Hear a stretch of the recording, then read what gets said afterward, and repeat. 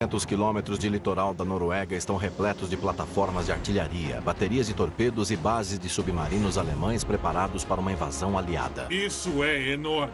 É uma estrutura enorme. 400 mil soldados alemães são enviados para o norte para defender o país. Um ambiente extremamente hostil. E travar a amarga guerra no Ártico contra a Rússia soviética. Em toda a Itália, ainda existem restos de uma das estruturas mais mortais da Segunda Guerra Mundial. Nós estamos falando de 40 linhas de defesa cortando o relevo mais difícil de um país.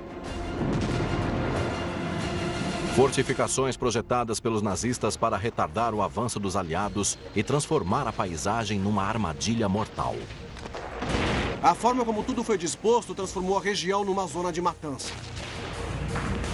Estas são as histórias das desesperadas e delirantes mega fortalezas de Hitler.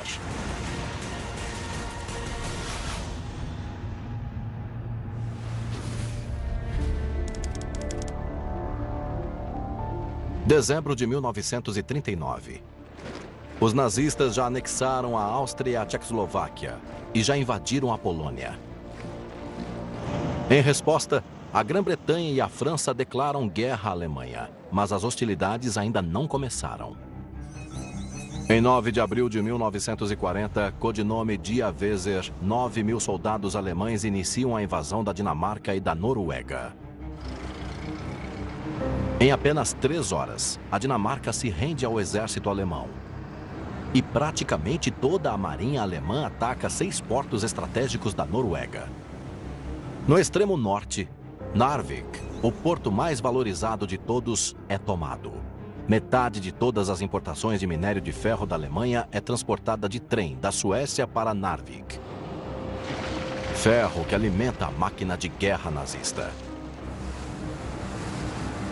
A Grã-Bretanha e seus aliados enviam uma enorme força-tarefa naval para enfrentar as forças de ocupação alemãs. A invasão da Noruega foi uma tremenda aposta de Hitler. Ele designou uma grande parte, com certeza, da sua ainda pequena Kriegsmarine, a Marinha de Guerra, para uma operação que exporia a todo o poderio da Royal Navy e a Marinha Britânica, a maior do mundo naquela época. O que se seguiu foi uma das maiores batalhas navais da Segunda Guerra Mundial, com as marinhas britânica e alemã disputando a supremacia dos fiordes em torno de Narvik. Em apenas 4 dias e 2 grandes batalhas, metade de todos os destroyers da Alemanha são afundados. Um desastre para a Kriegsmarine. A maior aposta de Hitler, ocupar a Noruega e tomar seus portos do Atlântico, está arriscada a terminar antes mesmo de começar. Tropas de montanha, paraquedistas e cerca de 2.500 marinheiros de navios atingidos conseguem chegar à terra firme. Eles estão em grande inferioridade numérica em relação aos 25 mil soldados aliados e 10 mil noruegueses. Os alemães são obrigados a recuar e abrir mão do controle do porto e da vital linha férrea que transporta o minério de ferro. Eles recuam para o interior, liderado por um dos generais prediletos de Hitler, Eduard Dietl. O Dietl é um personagem muito interessante. Ele é militar de carreira, é muito valente e obstinado, além de taticamente ser muito hábil. Ele é o primeiro comandante da Gebsjäger, a tropa de montanha alemã. O primeiro soldado modelo do exército alemão. O soldado exemplar com que o Hitler acha que se identifica. Em 10 de maio de 1940, Hitler iniciou a invasão Blitzkrieg da França. As tropas aliadas são obrigadas a evacuar a Noruega para dar apoio aos franceses. Praticamente sem defesa, o governo norueguês também foge do país. O exército alemão aproveita a oportunidade para reocupar Narvik. Em 10 de junho, a Noruega se rende ao Terceiro Reich, passando a ser o posto avançado mais ao norte do novo império de Hitler. A atenção alemã se volta para a proteção do bem mais valorizado do país: as bases da Noruega no Atlântico. Mas o litoral da Noruega, com seus 101 mil quilômetros de longos fiordes, é bem mais difícil de defender do que Hitler podia imaginar. E apesar da retirada da Noruega, os britânicos estão determinados a causar danos à nova colônia de Hitler no Ártico. No verão de 1940, Winston Churchill declarou que o que ele queria era pôr fogo na Europa. A sua verdadeira intenção era incitar a insurreição, incitar a resistência e também fazer pequenos ataques. Comandos britânicos atacam fábricas nas ilhas Lofoten, na Noruega. Ali, os nazistas usam óleo de peixe para produzir nitroglicerina, essencial para os explosivos.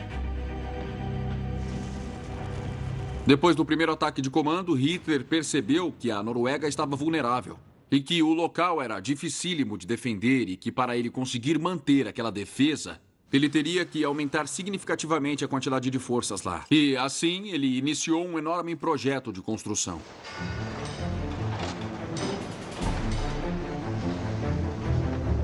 Hitler ordena a construção de 160 baterias de artilharia na costa da Noruega para proteger a frota mercante alemã, que levava recursos vitais para a pátria. Mas por causa da topografia, essas fortificações seriam umas das mais difíceis de construir de todo o Terceiro Reich. Havia uma enorme extensão de litoral para proteger, cheia de enseadas, fiordes e montanhas. Quase não havia estradas. E o único acesso para eles era com o navio. E o desafio que eles tinham era simplesmente enorme. Apesar das dificuldades, os nazistas conseguem construir na Noruega algumas das maiores baterias de artilharia de toda a Segunda Guerra. Eu estou em Harstad, no norte da Noruega. Este lugar fica bem dentro do Circo Polar Ártico. Mas eu estou muito contente de estar aqui. Esta aqui é uma enorme base militar costeira alemã. Esta bateria naval é composta de 4 canhões enormes, originalmente projetados para encouraçados. Aqui é o coração do complexo. Trilhos, vagões. Sugere alguma coisa bem grande à frente, não é mesmo? Ah, minha nossa! Olha só isso aqui. Isso aqui é gigantesco. Com calibre de 16 polegadas e 21 metros de comprimento, esses canhões foram apelidados de canhões Adolf. Não sei se palavras são suficientes para descrever as proporções disso aqui. Tipo, esse canhão é capaz de atirar uma bala a quase 60 quilômetros de distância. Os projéteis são lançados a mais de 1000 metros por segundo, com trajetória máxima de 22 quilômetros. E permanecem no ar durante 2 minutos até atingir o alvo. Nossa, isso aqui é demais. Isso aqui é um museu operante e tudo é original. Sabe, isso aqui é uma grua original usada aqui no carregador. E tem um projétil pendurado aqui nele. E isso pesa 1000 quilos. Nossa, é 1 tonelada. E isso aqui carrega ele com total facilidade. Olha, eu consigo virar, olha só. Nossa, isso é incrível, porque é um equilíbrio perfeito. Puxa, isso é impressionante. Essa sala marca muito bem as proporções dessa arma. Isso aqui é o verdadeiro coração dela e dá pra ver que o projétil chega aqui nesse elevador e é só deslizar pra... Ah, olha só isso. Com um dedo só. Inacreditável. Eu coloco ele aqui em posição e aqui é a recâmara. Tem um destroyer britânico se aproximando. Eu recebi as coordenadas de um ângulo de tiro e tenho que ajustar o cano. Então, olha só isso aqui. Veja o que essa coisa faz.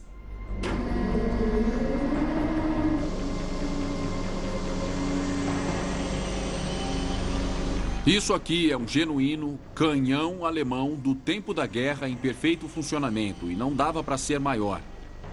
Eu estou falando sério, isso aqui está me arrepiando o corpo inteiro. Isso aqui, acredite se quiser, é o gatilho. É o mecanismo, um pedacinho de metal e um cabo de baquelita. Eu aperto...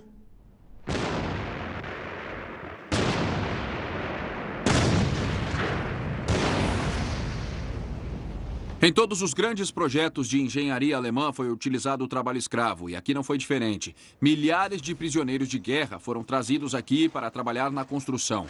Eles recebiam mau tratamento, eram mal alimentados, mal agasalhados. Com a neve, o frio tinha sido um inferno. Como consequência, centenas de homens acabaram morrendo. E sabe o que é pior? Esses canhões nunca foram disparados em combate. Só um monumental desperdício de tempo, de dinheiro, recursos e de vidas também. Além dos portos, a ocupação da Noruega deu a Hitler mais uma vantagem estratégica. Por fazer fronteira ao norte com a Rússia, a Noruega estava prestes a se tornar a plataforma de lançamento para uma das campanhas mais audaciosas da Segunda Guerra Mundial: a invasão da União Soviética.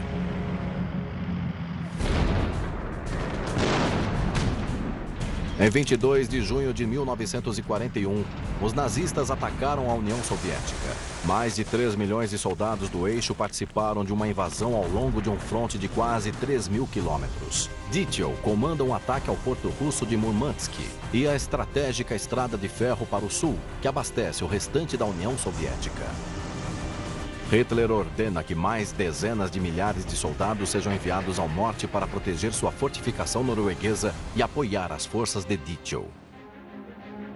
A apenas 16 quilômetros da fronteira soviética no Mar de Barents, Kirkenes é um dos pontos mais inóspitos e distantes do fronte.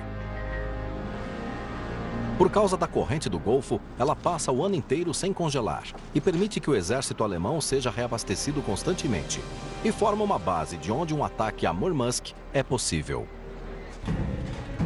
Mais a oeste, o programa de Hitler para a fortificação pesada da costa norueguesa continua. Defender a Noruega não significava apenas enviar grande quantidade de tropas para lá, envolvia também a construção de fortificações. A Muralha do Atlântico se estende até o Círculo Polar Ártico e passa pelos Países Baixos e pela França até a Espanha. Era a peça mais importante da estratégia de Hitler para defender a Europa de ataques vindos do oeste. Em 1941, Hitler autorizou a construção de enormes bases para submarinos na costa para abrigar 240 submarinos operando a partir da Noruega.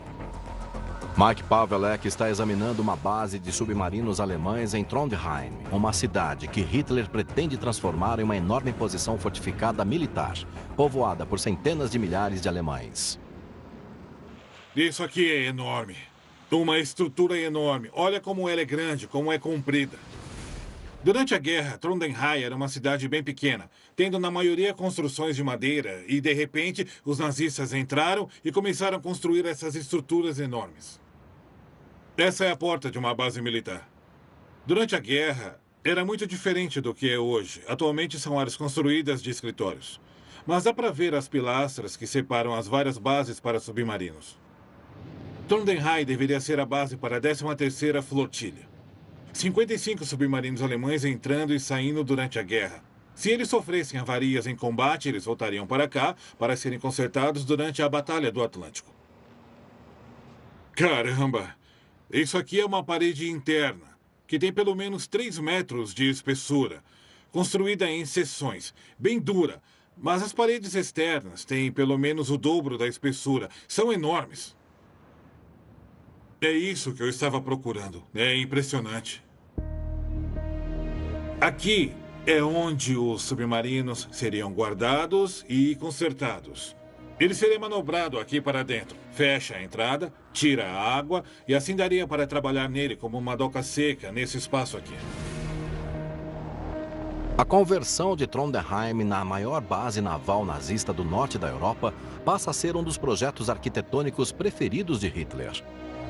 Sob o codinome Dora, o primeiro bunker Dora 1 abriga submarinos da 13ª Flotilha da Marinha de Guerra Alemã. Dora 2 foi construído ao lado, composto por mais 4 espaços para submarinos. E aqui é que ficariam as oficinas. Naturalmente, elas são todas construídas com enormes paredes de concreto reforçado, para resistir aos intensos bombardeios aliados. Em 42 e 43, os aliados estavam usando bombas de 230 quilos. Esta construção é totalmente impenetrável a esse tipo de armamento. Os aliados precisaram usar bombas maiores mais adiante para conseguir pelo menos arranhar esta construção. Os noruegueses disseram aos alemães que era uma total loucura construir aqui por causa do depósito sedimentar e da areia mole que tem aqui embaixo. E o que os alemães fizeram? Eles enterraram estacas de aço enormes no sedimento para manter a estabilidade. E aí construíram os abrigos em seções. para assentarem ligeiramente com os movimentos da areia aqui embaixo. Dá para ver bem onde ficam os espaços no concreto entre essas grandes seções. Especula-se que daqui a alguns anos tudo isso poderá deslizar para dentro do oceano.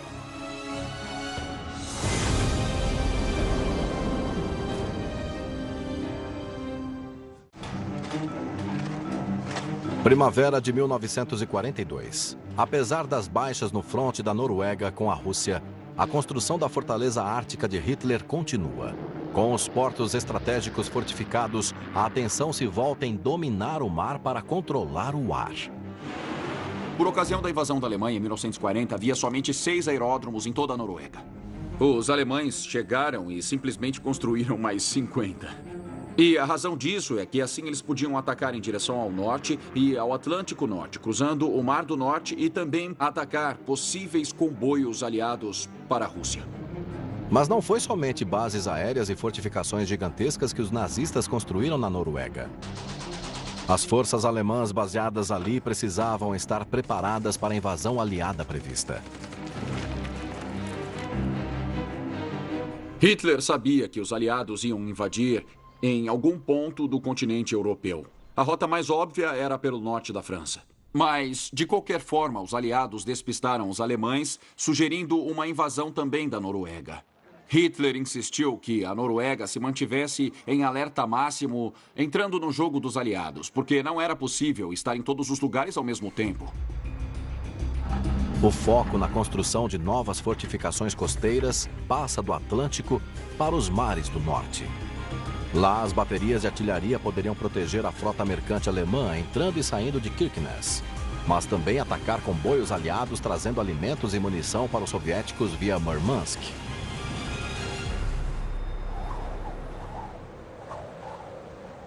No fim desse canal, fica Kirkenes, de vital importância para o esforço de guerra alemão. Ali dá para ver a Rússia. É lá que fica o porto livre de gelo de Murmansk. No desenrolar da guerra, os aliados abastecem o esforço de guerra soviético com seus comboios. Este é o fronte oriental do Círculo Polar Ártico. Tony Pollard está investigando o que restou do Forte Kaiberg, que foi a maior mega-estrutura nazista em toda a região norte da Noruega. Espalhados por todo esse platô, eu vejo estacas de pedra, estruturas retangulares onde havia construções. São os restos arrasados do que deve ter sido para os soldados alemães um local muito difícil para se viver. Não sobrou nada muito evidente em pé aqui. Só sobrou isso. Espalhados aqui dentro, tem restos do que parece ser tubulação de aço interconectada. E mais uma pista. Esse reparo de concreto me mostra que dentro dessa estrutura devia ter um radar Freya. E ele fazia justiça ao nome emprestado de uma deusa norueguesa. Um sistema de alerta antecipado altamente eficiente. Este muro aqui é de proteção contra bombas. Mas no caso, eu suponho que servisse de proteção contra o vento. O enorme complexo do Forte Kaiberg era operado por 700 soldados. Além do QG de comando e do radar Freya, havia 3 canhões de artilharia costeira de 11 polegadas, projetados para atingir cargueiros aliados, paióis de munição e para proteção. 9 canhões antiaéreos, 10 posições de metralhadora e 3 canhões antitanque.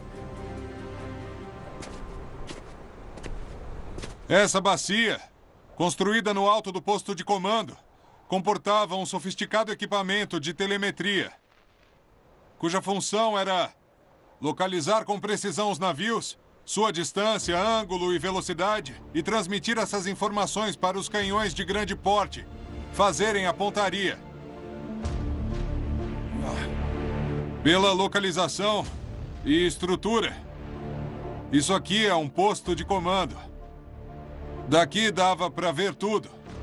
Os gráficos de radar podiam ser coordenados e enviados para os canhões. Imagine os comboios aliados, trazendo equipamentos britânicos e americanos para os soviéticos. A ironia em tudo isso é que a maior parte desses canhões e instalações construídas à custa de tanto dinheiro e esforço e desvio de recursos mal foram usados. E então os aliados só precisaram desviar os comboios um pouco mais para o norte. Hitler se referia à Noruega como zona de destino. Mas a verdade é que ele colocou uma quantidade enorme de tropas, munição e infraestrutura no país, é claro, e... É verdade, lá no extremo norte aconteceram sim alguns combates, mas a grande maioria das tropas que ocuparam a Noruega simplesmente não tinham nada para fazer. Em suma, foi um esforço desperdiçado, um gigantesco esforço desperdiçado. A invasão naval aliada à costa norueguesa que se previa nunca aconteceu. E uma ameaça aliada ao sul obrigou Hitler a redirecionar seus esforços à defesa da Alemanha.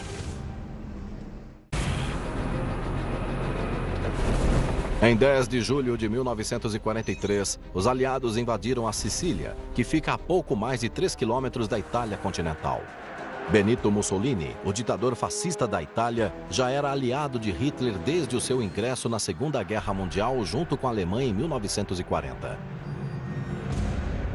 O Mussolini, na verdade, entrou na guerra em 1940 de livre e espontânea vontade, porque ele acreditava que a Grã-Bretanha iria perder. E se a Grã-Bretanha perdesse a guerra, haveriam muitos ganhos para ele na África. E a esperança dele era criar um novo Império Romano, em que ele seria o César. Forças alemãs e italianas põem na mira o norte da África, porta de entrada para o Oriente Médio e seus ricos campos de petróleo. Mas numa série de batalhas cada vez mais violentas, os aliados as fazem recuar, até que em maio de 1943 elas são definitivamente derrotadas. De repente, a Itália estava vulnerável a ataques do norte da África. Já estava totalmente claro que a Itália não tinha mais nenhuma possibilidade de vencer a guerra, porque o dinheiro havia acabado, os recursos haviam acabado e o povo estava completamente farto da miséria, da dor e da morte que a guerra havia causado. O rei da Itália destitui Mussolini e o novo governo começa a negociar a paz com os aliados sem o conhecimento de Hitler. Quando as forças aliadas desembarcaram na Itália continental em 3 de setembro, a Itália se rendeu. Os alemães passaram a ser uma força de ocupação. Hitler estava paranoico de que seria atacado por todos os lados, mas principalmente pelo flanco sul. A Itália parte direto para a Alemanha e ele precisa defendê-la o mais ao sul que ele puder. O plano é uma série de linhas de defesa atravessando a Itália. Serão 40 linhas no total, muitas delas se estendendo sobre o relevo mais acidentado do país, os Apeninos. Cada linha recebe um codinome. As mais fortificadas são a linha Gustav, que protege Roma, e a linha Gótica, que defende o norte da Itália, porta de entrada para a Alemanha.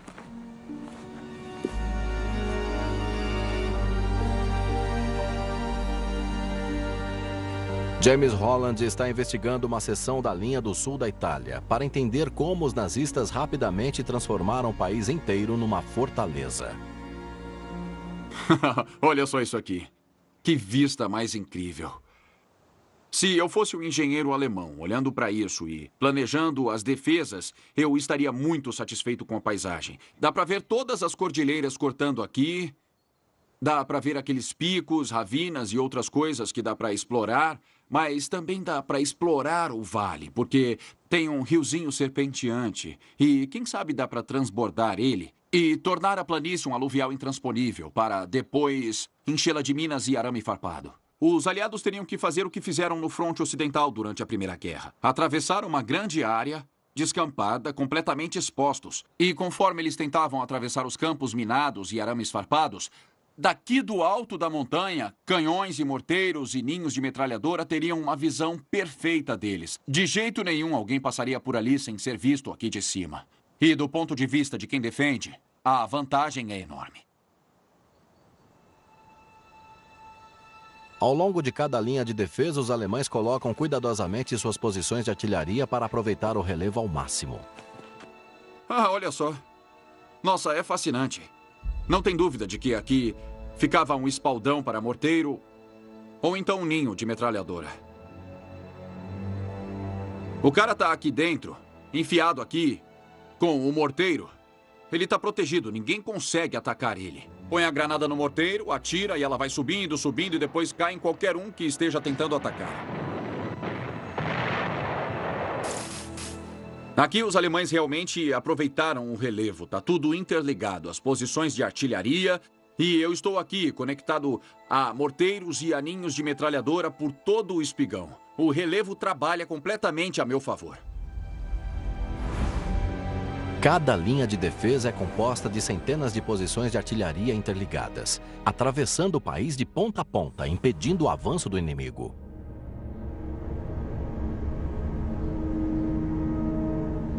Tem um negócio interessante aqui. Claramente feito pelo homem. Esses muros vão dar no que parece ser uma caverna aqui embaixo. Nossa, é incrível. Com certeza isso é dos alemães. Essa parte aqui, com certeza ela foi dinamitada. Dá pra ver como ela é lisa. Já essa parte aqui é natural.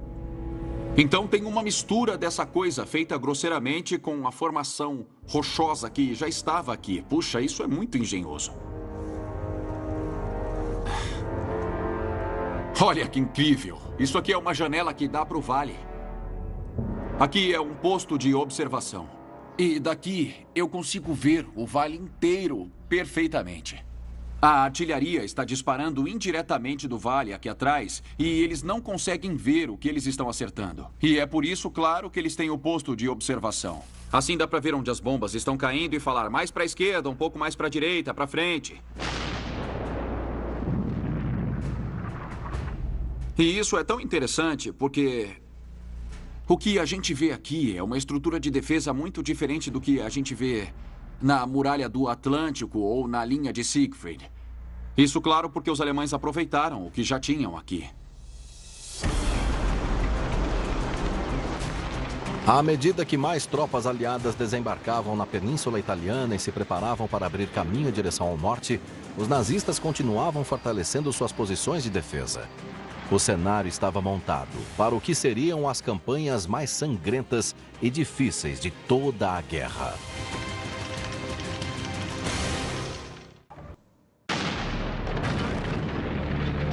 Os alemães conseguem deter o avanço dos aliados na Itália nas duas primeiras linhas de defesa. Sempre que uma linha era rompida, os alemães simplesmente recuavam da linha seguinte. Já nos primeiros meses da campanha da Itália, os alemães conseguiram aproveitar as péssimas condições meteorológicas e retardar ao máximo o avanço dos aliados, detendo-os várias vezes em linhas de defesa construídas às pressas, uma após a outra. Apesar do sucesso das linhas, os alemães não conseguiam deter completamente o avanço dos aliados por causa da inferioridade numérica e de poder de fogo.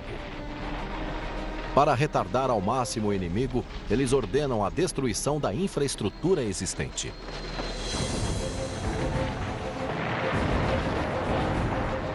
Em seguida, 130 quilômetros ao sul de Roma, os alemães recuam para trás da linha de defesa seguinte, a linha Beinhardt. Lá, os alemães transformaram San Pietro, uma vila da encosta da montanha, numa fortaleza.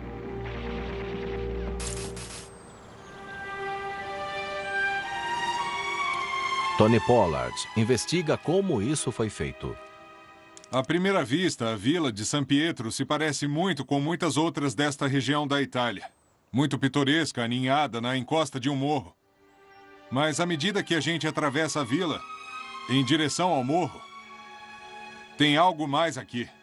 As ruínas da vila que havia aqui em 1943.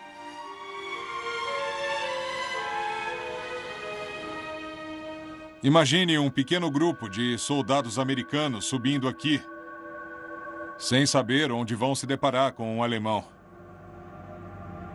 Uma passagem aqui, outra passagem ali. Aqui e aqui. Esse lugar proporciona uma vantagem muito grande para o defensor.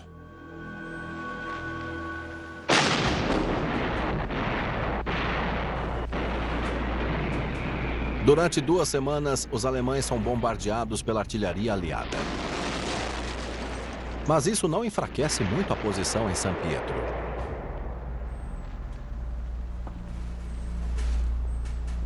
Aqui atrás, tem uma adega escavada na rocha que servia de abrigo. Os alemães podiam entrar aqui e depois sair. Esse lugar é uma fortaleza pronta. Ótima para defender, mas muito difícil de tomar. Os alemães conseguem defender a linha Benhart durante mais de 6 semanas, até que o poder de fogo superior dos aliados prevalece. Com mais essa retirada, surge o cenário para uma das mais abomináveis batalhas da Segunda Guerra Mundial, a Batalha de Monte Cassino. Janeiro de 1944. Os alemães agora estavam entrincheirados atrás da linha de defesa mais sofisticada até então, a linha Gustav. No entanto, o fronte estava a apenas 120 quilômetros ao sul de Roma, sede do poder na Itália. Hitler recebe a notícia de que a cidade está sob ameaça. Imediatamente, os alemães injetam mais recursos para o fortalecimento das defesas ao longo da linha Gustav, concentrando-se em um ponto específico: o Vale do Liri, uma ampla passagem de 8 quilômetros em meio às montanhas, sob a cidade de Cassino e seu mosteiro no alto da montanha. James Holland investiga a posição alemã em Monte Calvário. Bem ali, na frente, é o Vale do Liri. Lá é o mosteiro e Roma fica para lá. E ali embaixo dá para ver a estrada que até hoje ainda se chama Via Casalina. E em 1944, era a única artéria que os aliados podiam usar para ir a Roma. E é por isso que este lugar é tão estratégico. Daqui se vê o vale e, principalmente, dá para ver muito bem a estrada. Os alemães transformaram Monte Calvário numa posição de defesa praticamente inexpugnável. Situadas no alto, no meio de um 8, as posições alemãs nos morros em volta forneciam artilharia de apoio. Enquanto os alemães controlassem os 2 círculos, qualquer ataque a Monte Calvário poderia ser rechaçado. A seguir, a atenção se voltou para o próprio Vale do Liri. Lá, em vez de se valerem da força do relevo natural, eles criaram um programa de construção. Para deter os tanques aliados no Vale do Liri, os alemães instalam uma arma descomunal, a Panzerstellung. Uma casa-mata abaixo do nível do solo, revestida por 1,5 metros de concreto, abriga uma esquadra de tiro de até 9 homens. No alto, a torre de um tanque Panzer fornece poder de fogo com um canhão de 75 milímetros. As Panzerstellung eram protegidas por minas e um mar de arame farpado. E ajudou os alemães a transformar o Vale do Liri numa zona de destruição.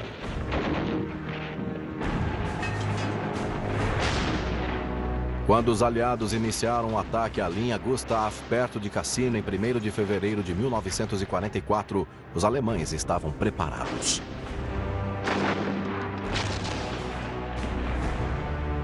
Na batalha que aconteceu nas 2 semanas seguintes, de suas posições em trincheiras nas montanhas e plataforma de artilharia no vale, os alemães rechaçaram os ataques aliados 1 a 1. A estrada para Roma permaneceu sob o controle alemão. 14 de fevereiro de 1944. Os alemães rechaçaram o primeiro ataque aliado à linha Gustav.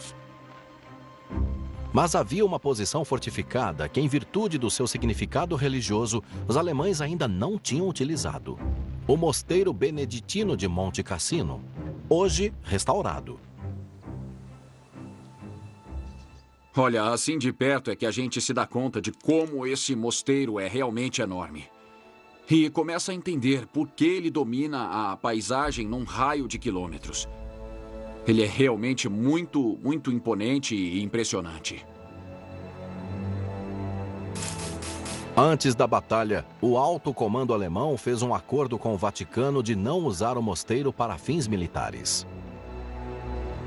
Supostamente, os alemães concordaram com uma zona de exclusão de 275 metros em torno do mosteiro. Mas, obviamente, sabe-se que haviam alemães escondidos logo aqui embaixo. E então a gente olha para esse túnel e pensa logo de cara, por que eles não o usariam? Porque eu devo admitir que se eu fosse um comandante alemão, eu ficaria muito tentado a usar isso aqui. Talvez não como uma posição de tiro, mas com certeza como um abrigo. Quero dizer, olha só para isso. Isso aqui é quase um forte. Parece até mesmo a arcada para um castelo.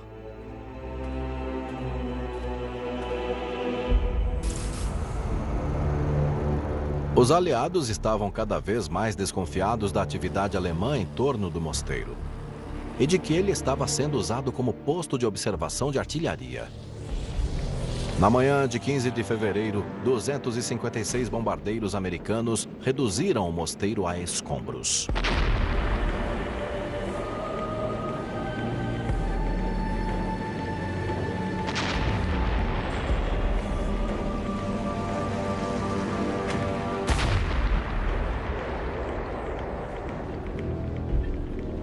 O fato de os aliados terem bombardeado o mosteiro Monte Cassino foi uma das grandes mancadas da guerra do ponto de vista aliado.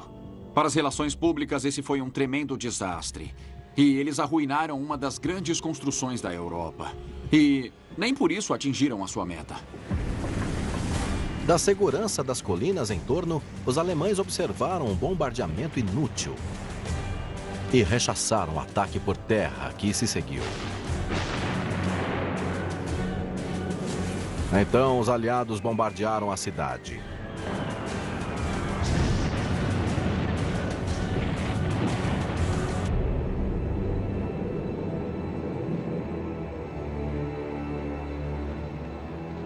Após o violento ataque, o mosteiro e a cidade haviam se transformado numa colmeia de posições alemãs escondidas, praticamente inexpugnáveis.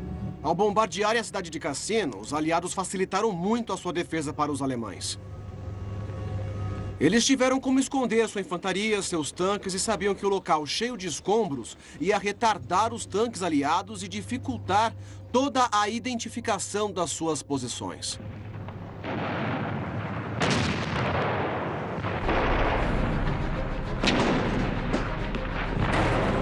Na linha de frente, os aliados iniciaram um ataque final em múltiplas direções em torno de Cassino, na tentativa de romper a linha Gustav de uma vez por todas.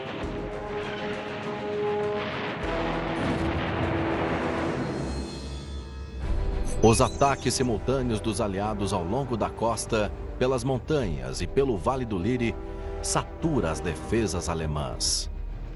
A linha Gustav é finalmente rompida. Os alemães recuam do Vale do Liry e em 4 de junho, as tropas norte-americanas entram em Roma. A tomada de Roma foi muito importante para os aliados porque foi um golpe psicológico muito forte para os alemães e definitivamente levantou o moral do mundo livre.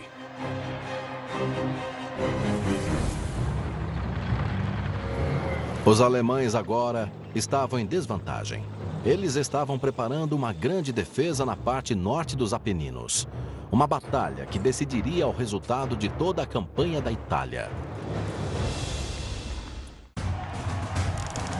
Junho de 1944. Enquanto os aliados comemoram a captura de Roma, os alemães intensificam a construção da sua última linha altamente fortificada, a linha gótica. Os alemães recrutam 15 mil civis italianos supervisionados por uma equipe de engenheiros alemães para fazer da linha gótica a mais forte e mais pesadamente fortificada de todas. Cortando os Apeninos, eles constroem mais de 2.000 ninhos de metralhadora fortificados, casamatas, paióis, postos de observação e pontos de artilharia. A linha gótica era muito importante para os alemães porque, depois dela, que fica o vale plano do Rio Pó. E é um vale muito grande. E a elevação do terreno seguinte já são os próprios Alpes. E uma vez que os aliados chegassem ao Vale do Pó, eles estariam em condições de usar todos os seus blindados, maquinários, veículos, aviões e tudo mais. E então, os alemães não teriam a menor chance de responder a isso e a próxima parada seriam os Alpes. E depois dos Alpes, já é a Alemanha. Havia 2 pontos fracos óbvios, no passo da Futa e no passo do Diogo, onde estradas abrem caminho pelas montanhas até o vale. Foi lá que os alemães concentraram os maiores espaldões de artilharia.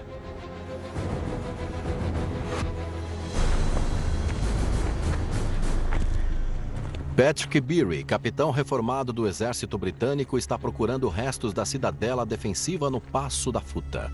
Aqui teria uma porta de aço que seria fechada durante o combate, e isso indicaria que é um tipo de bunker de combate. Isso aqui é interessante. Parece tubulação de infiltração de ar.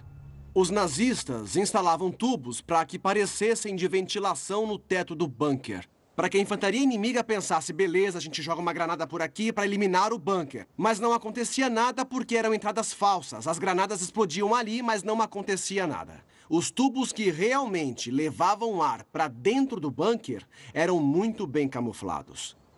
E olhando as linhas aqui, eu acredito que fosse uma posição antitanque. Aqui teria um canhão antitanque e dá para ver a rampa que permitiria colocar ele para dentro e as fendas onde se encaixavam alguns dos suportes. E aqui, os estabilizadores e bem aqui, a aleta para proteger a equipe. E saindo por aqui, tem um belo campo de tiro descendo para o vale abaixo. Ali tem o desfiladeiro de Futa e os tanques tentavam passar por lá porque o terreno era um pouco mais baixo. E essa posição era para impedir a passagem deles. Ela foi colocada aqui para atirar em tanques de uma posição de enfiada para atingir o ponto mais fraco da blindagem. E o canhão alemão 75mm que teria aqui é capaz de atacar tanques aliados com a blindagem mais grossa, com um alcance bem mais decente. Em 25 de agosto de 1944, tem início a batalha pela linha gótica. Os alemães enfrentam um bombardeamento de artilharia pesada, concentrado nos 2 desfiladeiros.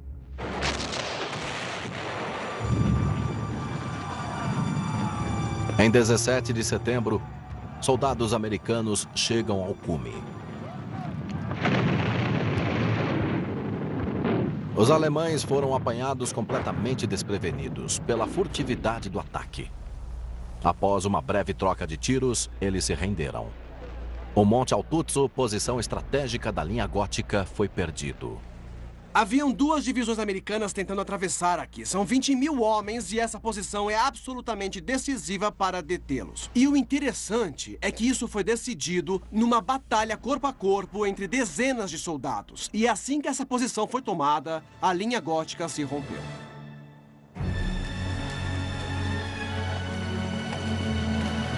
Com a tomada da sua última posição fortificada, não havia muito que os alemães pudessem fazer para deter o avanço dos aliados. Com a chegada da primavera, as divisões blindadas aliadas ocuparam o Vale do Pó e seguiram para os Alpes.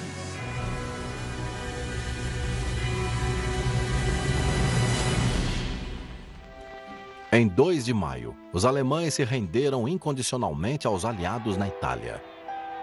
Isso marcou o fim da campanha da Itália.